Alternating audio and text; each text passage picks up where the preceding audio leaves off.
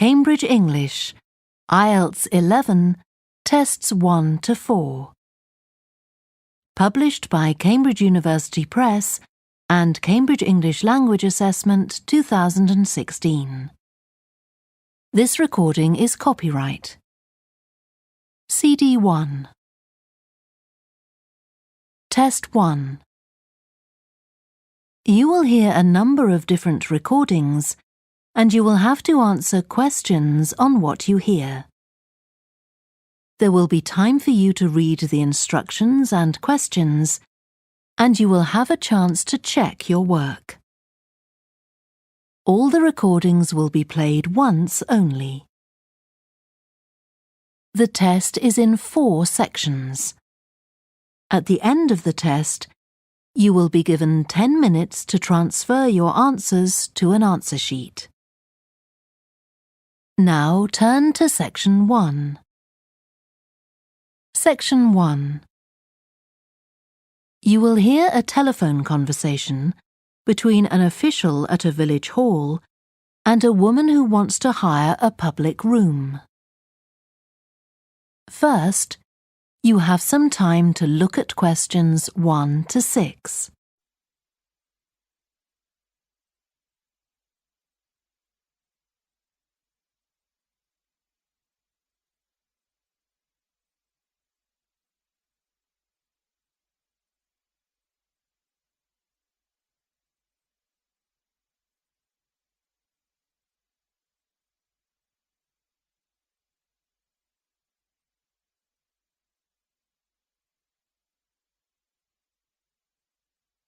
You will see that there is an example that has been done for you. On this occasion only, the conversation relating to this will be played first. Hello? Oh, hello. I wanted to inquire about hiring a room in the village hall for the evening of September the 1st. Let me just see. Yes, we have both rooms available that evening. There's our main hall, that's got seating for 200 people, or there's the Charlton room. The main hall seats 200, so 200 has been written in the space. Now we shall begin. You should answer the questions as you listen, because you will not hear the recording a second time. Listen carefully and answer questions 1 to 6. Hello? Oh, hello. I wanted to inquire about hiring a room in the village hall for the evening of September the 1st. Let me just see. Yes, we have both rooms available that evening. There's our main hall, that's got seating for 200 people, or there's the Charlton room. Sorry? The Charlton room, CHARLTON. That's got seating for up to 100. Well, we're organising a dinner to raise money for a charity, and we're hoping for at least 150 people. So I think we'll go for the main hall. How much would that cost? Let's see. You wanted it for the evening of September the 1st? Yes, that's a Saturday. So from 6 p.m. to midnight, that'd be £115. That's the weekend price. It's £75 on weekdays. That's all right. And I have to tell you, there's also a deposit of £250, which is returnable, of course, as long as there's no damage. But we do insist that this is paid in cash. We don't take cards for that. You can pay the actual rent of the room however you like, though. Cash, credit card, cheque. Oh, well, I suppose that's okay. So, does the charge include use of tables and chairs and so on? Oh, yes. And what about parking? Yeah, that's all included. The only thing that isn't included is You said you were organising a dinner? Yeah. Well, you'll have to pay extra for the kitchen if you want to use that. It's £25. It's got very good facilities, good quality cookers and fridges and so on. OK. Well, I suppose that's all right. We can cover the cost in our entry charges. Right, so I'll make a note of that. Now, there are just one or two things you need to think about before the event. For example, you'll have to see about getting a licence if you're planning to have any music during the meal. Oh, really? It's quite straightforward. I'll give you the details later on. And about a week or 10 days before your event, you'll need to contact the caretaker, that's Mr. Evans, to make the arrangements for entry. He'll sort that out with you. And do I give him the payment as well? No, you do that directly with me. Before you hear the rest of the conversation, you have some time to look at questions 7 to 10.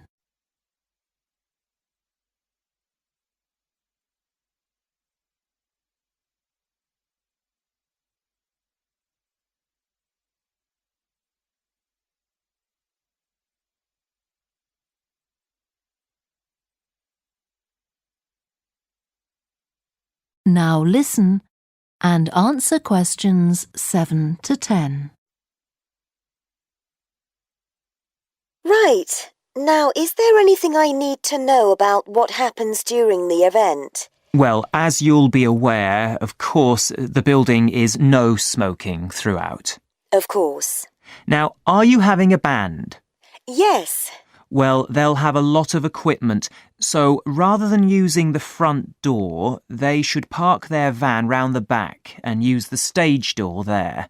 You can open that from inside, but don't forget to lock it at the end. OK. And talking of bands, I'm sure I don't need to tell you this, but you must make sure that no one fiddles about with the black box by the fire door. That's a system that cuts in when the volume reaches a certain level. It's a legal requirement. Sure. Anyway, we want people to be able to talk to one another, so we don't want anything too loud. Oh, that reminds me. We'll be having speeches. Are there any microphones available? Yep, just let the caretaker know. He'll get those for you. Right, now, when the event is over, we do ask that the premises are left in good condition. So there's a locked cupboard, and you'll be informed of the code you need to open that. It's got all the cleaning equipment, brushes and detergent and so on. Right. So what do we need to do after everyone's gone? Sweep the floors, I suppose? Well, actually, they have to be washed, not just swept. Then you'll be provided with black plastic bags, so all the rubbish must be collected up and left outside the door. Of course. We'll make sure everything's left tidy. Oh, and I forgot to ask. I presume we can have decorations in the room? Yes, but you must take them down afterwards. Sure. And the chairs and tables should be stacked up neatly at the back of the room. I'll make sure I've got a few people to help me. That is the end of section 1. You now have half a minute to check your answers.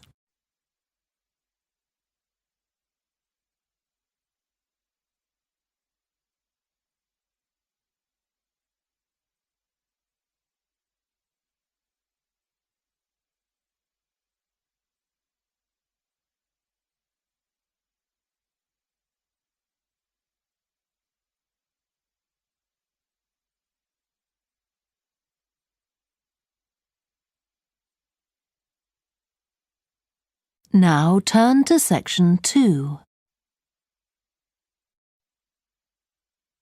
Section 2.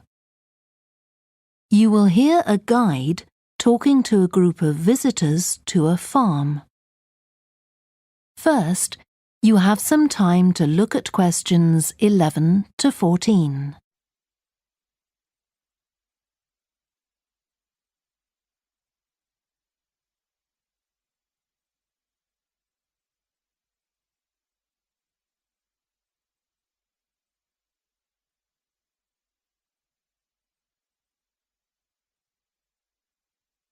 Listen carefully and answer questions 11 to 14.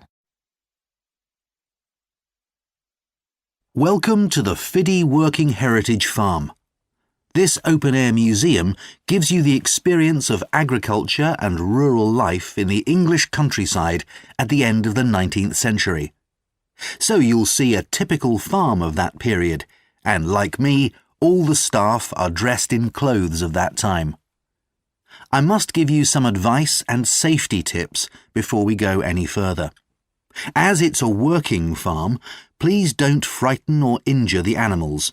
We have a lot here, and many of them are breeds that are now quite rare. And do stay at a safe distance from the tools. Some of them have sharp points, which can be pretty dangerous, so please don't touch them. We don't want any accidents, do we?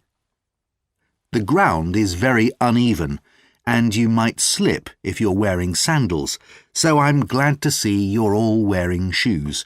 We always advise people to do that. Now, children of all ages are very welcome here, and usually even very young children love the ducks and lambs, so do bring them along next time you come. I don't think any of you have brought dogs with you, but in case you have, I'm afraid they'll have to stay in the car park unless they're guide dogs. I'm sure you'll understand that they could cause a lot of problems on a farm. Before you hear the rest of the talk, you have some time to look at questions 15 to 20.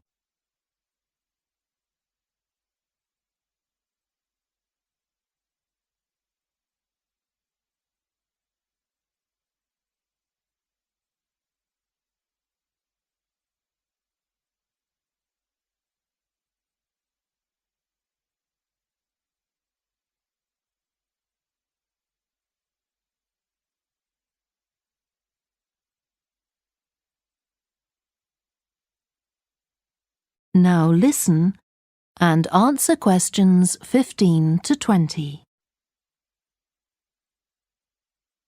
Now let me give you some idea of the layout of the farm. The building where you bought your tickets is the new barn immediately to your right, and we're now at the beginning of the main path to the farmland, and of course the car park is on your left. The scarecrow you can see in the car park in the corner beside the main path is a traditional figure for keeping the birds away from crops. But our scarecrow is a permanent sculpture. It's taller than a human being, so you can see it from quite a distance. If you look ahead of you, you'll see a maze. It's opposite the new barn, beside the side path that branches off to the right, just over there. The maze is made out of hedges which are too tall for young children to see over them, but it's quite small, so you can't get lost in it. Now, can you see the bridge crossing the fish pool further up the main path? If you want to go to the cafe, go towards the bridge and turn right just before it. Walk along the side path and the cafe's on the first bend you come to. The building was originally the schoolhouse, and it's well over 100 years old. As you may know, we run skills workshops here, where you can learn traditional crafts like woodwork and basket making. You can see examples of the work and talk to someone about the courses in the Black Barn. If you take the side path to the right, here, just by the new barn, you'll come to the Black Barn, just where the path first bends. Now, I mustn't forget to tell you about picnicking, as I can see some of you have brought your lunch with you. You can picnic in the field, though do clear up behind you, of course.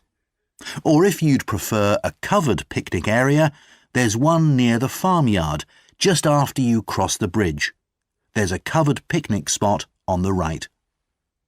And the last thing to mention is Fiddy House itself. From here you can cross the bridge, then walk along the footpath through the field to the left of the farmyard. That goes to the house, and it'll give you a lovely view of it. It's certainly worth a few photographs, but as it's a private home, I'm afraid you can't go inside.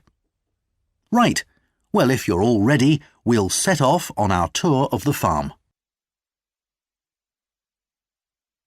That is the end of section 2. You now have half a minute to check your answers.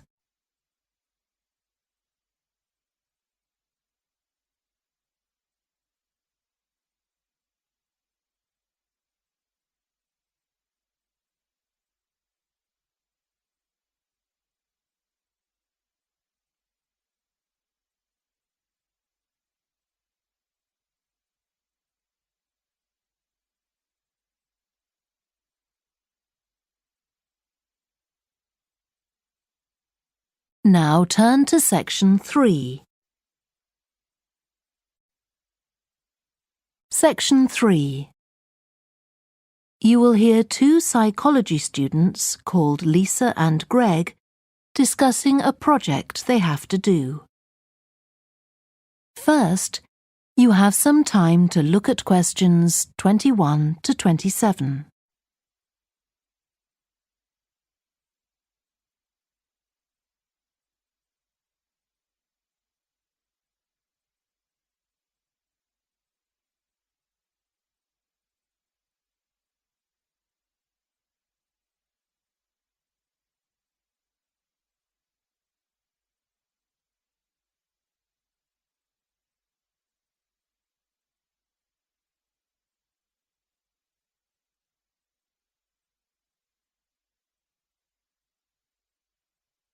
Now listen carefully and answer questions 21 to 27.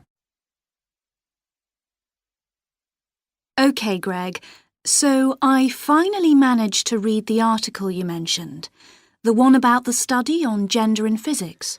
About the study of college students done by Akira Miyake and his team. Yeah, I was interested that the researchers were actually a mix of psychologists and physicists.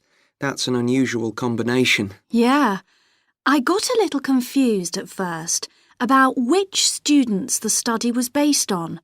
They weren't actually majoring in physics, they were majoring in what's known as the STEM disciplines. That's science, technology, engineering and math. Yes, but they were all doing physics courses as part of their studies. That's correct.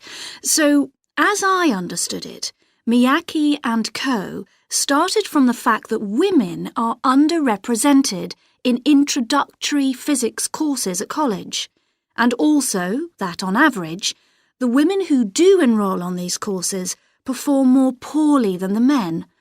No one really knows why this is the case. Yeah, but what the researchers wanted to find out was basically what they could do about the relatively low level of the women's results.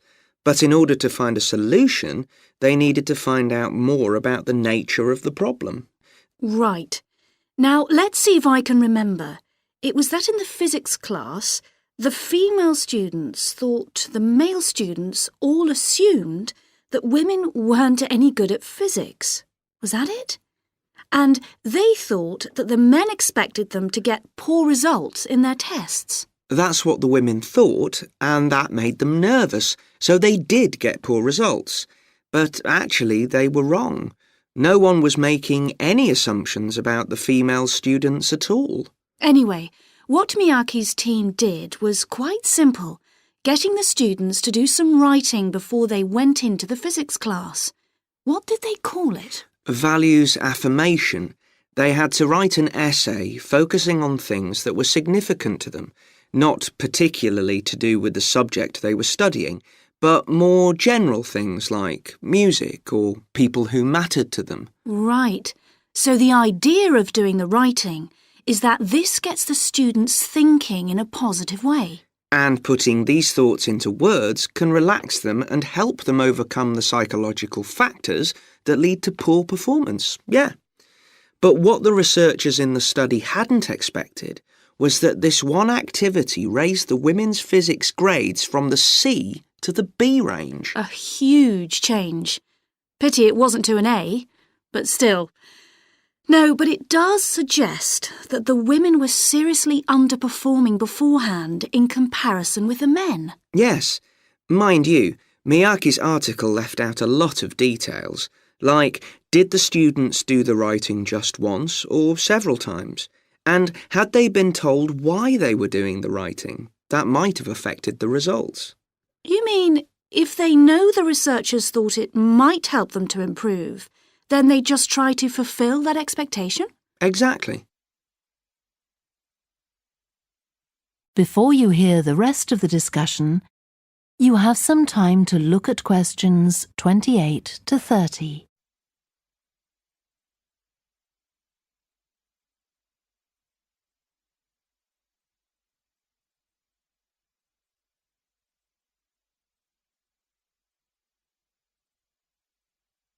Now listen and answer questions 28 to 30.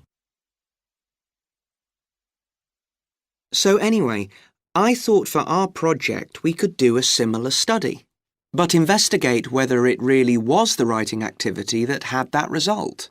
OK, so we could ask them to do a writing task about something completely different, something more factual, like a general knowledge topic. Maybe. Or we could have half the students doing a writing task and half doing something else, like an oral task. Or even half do the same writing task as in the original research and half do a factual writing task. Then we'd see if it really is the topic that made the difference or something else. That's it. Good. So, at our meeting with the supervisor on Monday, we can tell him we've decided on our project. We should have our aims ready by then. I suppose we need to read the original study. The article's just a summary. And there was another article I read by Smolinski. It was about her research on how women and men perform in mixed teams in class, compared with single-sex teams and on their own. Let me guess. The women were better at teamwork. That's what I expected. But actually, the men and the women got the same results, whether they were working in teams or on their own. But I guess it's not that relevant to us. What worries me, anyway, is how we're going to get everything done in the time. We'll be okay now we know what we're doing. Though I'm not clear how we assess whether the students in our experiment actually make any progress or not. No, we may need some advice on that. The main thing's to make sure we have the right size sample, not too big or too small. That shouldn't be difficult. Right, what do we need to do next? We could have a look at the timetable for the science classes, or perhaps we should just make an appointment to see one of the science professors. That'd be better. Great. And we could even get to observe one of the classes. What for? Well, OK, maybe let's just go with your idea. Right, well, I think that's everything for now. That is the end of section 3. You now have half a minute to check your answers.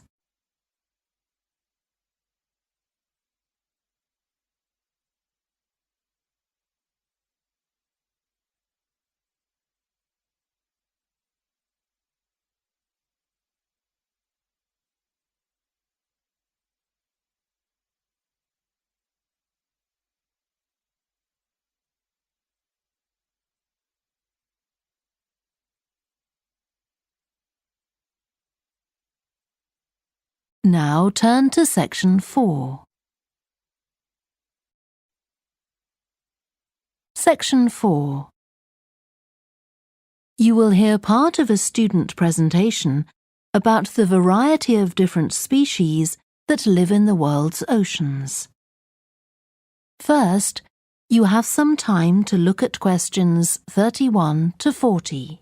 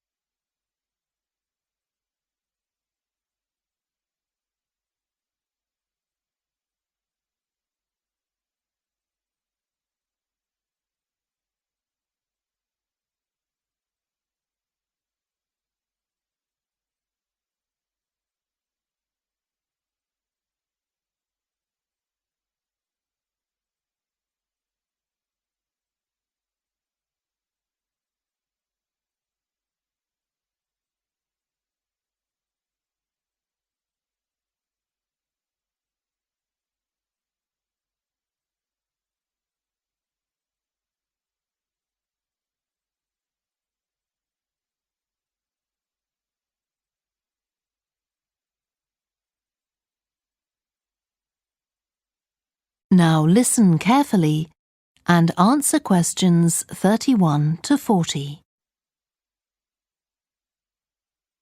I've been looking at ocean biodiversity. That's the diversity of species that live in the world's oceans. About 20 years ago, biologists developed the idea of what they called biodiversity hotspots. These are the areas which have the greatest mixture of species. So, one example is Madagascar. These hotspots are significant because they allow us to locate key areas for focusing efforts at conservation.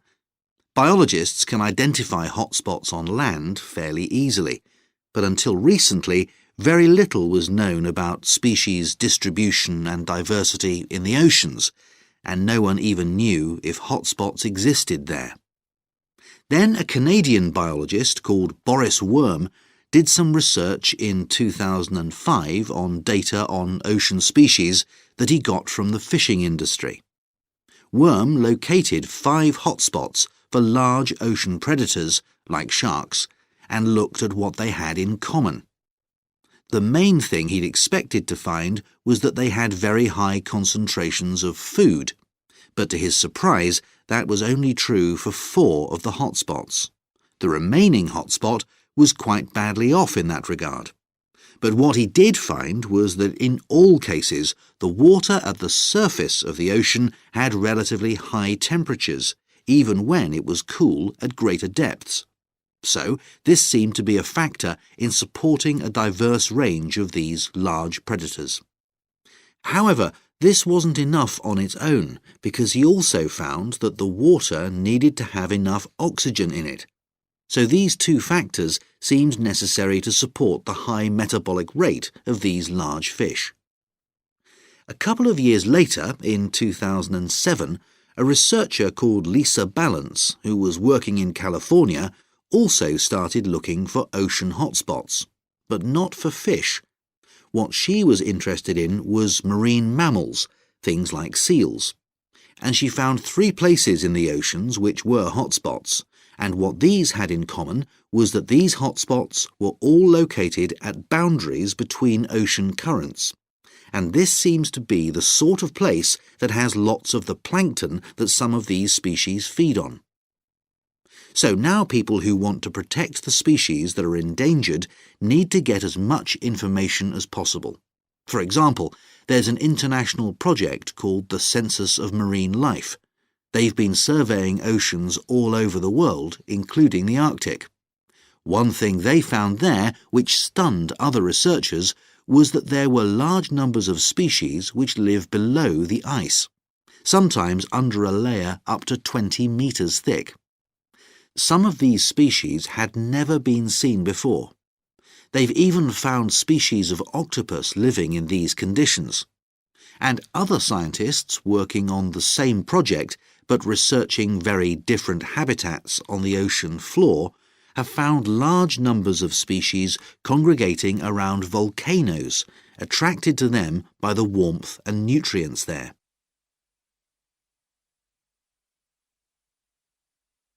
However, biologists still don't know how serious the threat to their survival is for each individual species. So a body called the Global Marine Species Assessment is now creating a list of endangered species on land, so they consider things like the size of the population, how many members of one species there are in a particular place, and then they look at their distribution in geographical terms, although this is quite difficult when you're looking at fish because they're so mobile. And then thirdly, they calculate the rate at which the decline of the species is happening. So far, only 1,500 species have been assessed, but they want to increase this figure to 20,000. For each one they assess, they use the data they collect on that species to produce a map showing its distribution. Ultimately, they will be able to use these to figure out not only where most species are located, but also where they are most threatened. So, finally, what can be done to retain the diversity of species in the world's oceans? Firstly, we need to set up more reserves in our oceans, places where marine species are protected. We have some, but not enough. In addition, to preserve species such as leatherback turtles, which live out in the high seas but have their nesting sites on the American coast, we need to create corridors for migration, so they can get from one area to another safely. As well as this, action needs to be taken to lower the levels of fishing quotas to prevent overfishing of endangered species. And finally, there's the problem of bycatch. This refers to the catching of unwanted fish by fishing boats. They're returned to the sea, but they're often dead or dying. If these commercial fishing boats used equipment which was more selective so that only the fish wanted for consumption were caught, this problem could be overcome.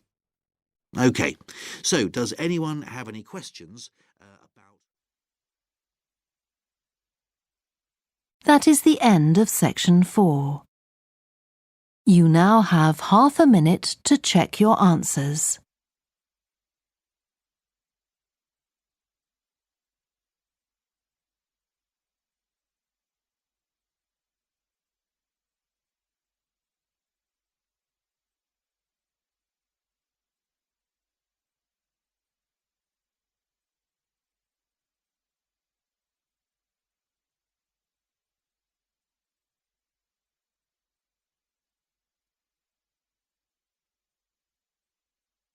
That is the end of the listening test.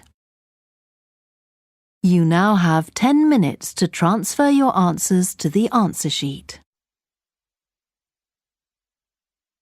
Please stop writing and wait for your question booklet to be collected.